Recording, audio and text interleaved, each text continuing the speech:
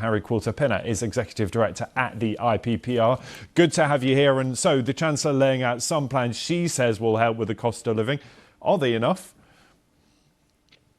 So I think families across the country will be pleased to hear that the government is taking this challenge seriously. We've had a decade, if not more, of stagnant wages. We've had an inflation crisis on the back of COVID, and now another one coming down the line on the back of Iran. And so families are really desperate for support, as are businesses. And there are some measures here today that will help with those pressures. But if we stack up the savings that will be made by the measures that were announced today against the rising costs that most people are facing, I think most people will think that this is not quite enough and that the government should be going further and should be going faster to try and show they get the urgency of this crisis and the pressure that is being put on the backs of most ordinary people across this country.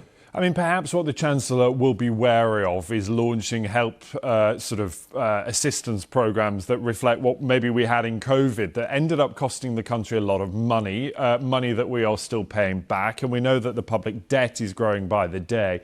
Her hands are tied, aren't they?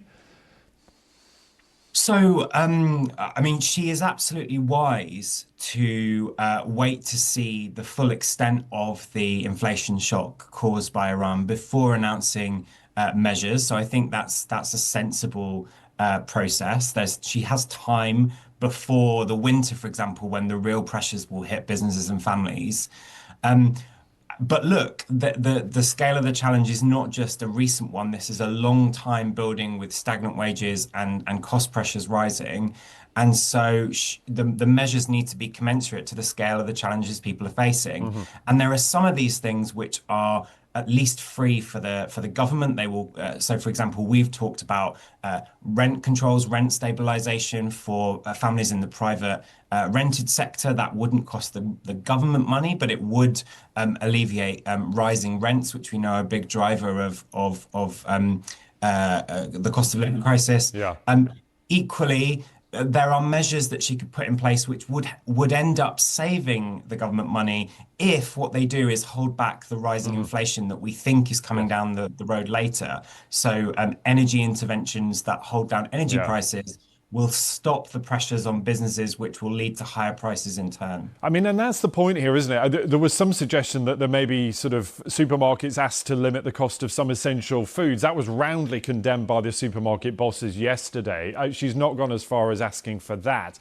Yet they said there are so many things she could do. Just make it simpler to be in business. Make it cheaper for people to live their everyday lives with basic things that the Treasury can offer. Why is it so complicated?